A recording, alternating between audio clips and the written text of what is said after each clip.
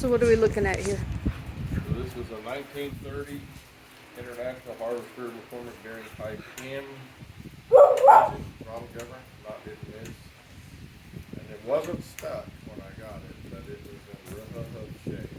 So I pulled it apart, taking everything out but the liner. And if I had a press, I'd take the liner out too. But there's not anything left on it with the exception, I can't get this bolt out because it's stuck in, it's pressed in, and I can't get this other one out because it's behind the liner's behind it, so it won't come out. But other than that, everything's off there. It'll cleaned it. The whole thing looked like this or grease when I started, and I'm about 3/4 of the way done, just kind of knocking everything off of it now. And I've done, I've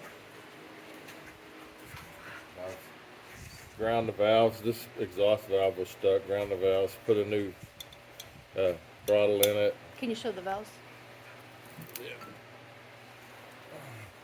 This is the head, so the valves they're freed up. I had a street elbow sticking out here that was frozen, so I ended up cutting it off and then using a die grinder with a carbide tooth in it to cut it in half, and then a cape chisel to bend it and get it peeled out of there. I've got the pieces over here. I'll show you if I can find them.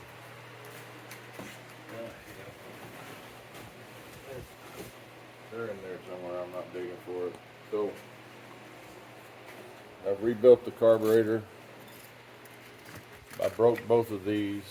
Had to replace those. The needles are original and they're in good shape. I bought a new Venturi because one was missing. Didn't have it. I still need to buy a plug here and a couple of plugs on the bottom. I cleaned the rocker arm, got it working good. Somebody put the grease cups, they put an old-timey called an Amelite grease zerk on it. And apparently these had a ball bearing in them. And the ball bearings fallen out of them, and I found 4 or 5 of those ball bearings in horrible places.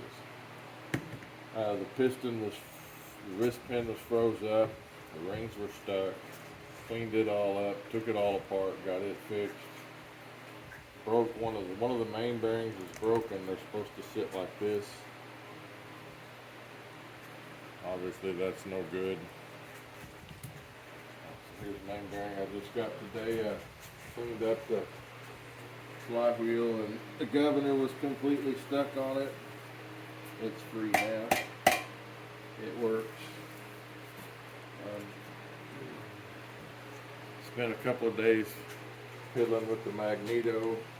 So I've got this one. This is all the guts for it. Got some crap in the way today. But so on the left-hand side, the main bearing goes in here, and this eccentric trips your magneto, and it also, there's a cam right here that it also pushes your rocker arm and makes your valve open on the exhaust side. So this magneto is hot, and then had to replace or fix the detent on this. It was worn and stuck. So this is the magneto that's going to go on it. So this is the magneto that came off of it. It didn't look like this when I got it. I spent a lot of time polishing it, but until I can get around to it, that's the guts for this magneto. But it's not all good. The coil and the condensers are bad, so that's about a $250 fix. So I'm going to take the guts out of that magneto, the first one I showed you, and put them in this one, and put this magneto back on this engine where it belongs.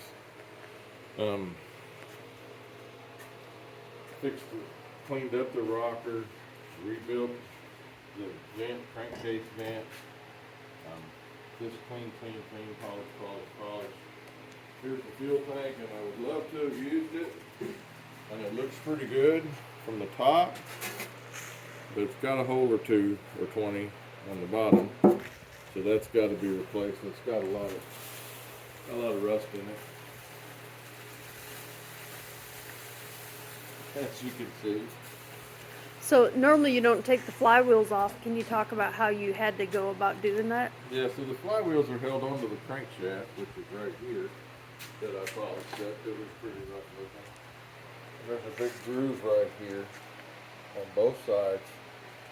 And there's what's called a gib key, which is a big flat 3/8 key that slides into the, okay, it slides into this groove right here on the flywheels, and that slides into this groove on the crankshaft. Well, when it's all said and done and all put in there, this gib key sticks out about 3/4 of an inch here. So this, and the flywheel's in the way to try to get it out. So it takes a special tool to do it, and I just got the special tool the other day. And it looks kind of crazy, and it works really well. So when this, move Bubba, when this key is in this flywheel, and it's sticking in here at 3/4 of an inch, you put this guy in here, just like this, and you wail on it with a hammer, and as you drive it down, it pushes that key out, if you're lucky, and then you get that key out enough where it'll come apart. So it doesn't look like much, but it has to be really smooth. And if you just try to do it with a wedge or with a chisel, a cold chisel, you'll end up running into the flywheel and then running out of room to drive a hammer in it. So this works really well because it kind of keeps it out of the flywheel and still get a place to hit. And you can't take heat to it. You can't heat it because that flywheel is cast iron and they'll break. So it's kind of tricky. The only other option is when you find them when this is broken off, which happens a lot. This one's been beat up pretty bad. Somebody wailed on it with a chisel. Then you actually have to cut the head off a bolt and stick it right here and weld a bolt on it and then try to pull it out that way, and that's 1,000 times harder because you're welded on a crankshaft, and I guarantee you your welds are going to stick to that shaft and run it, so it's kind of tricky. So this is the first one I've torn completely down. And I'm glad I did because I keep finding these little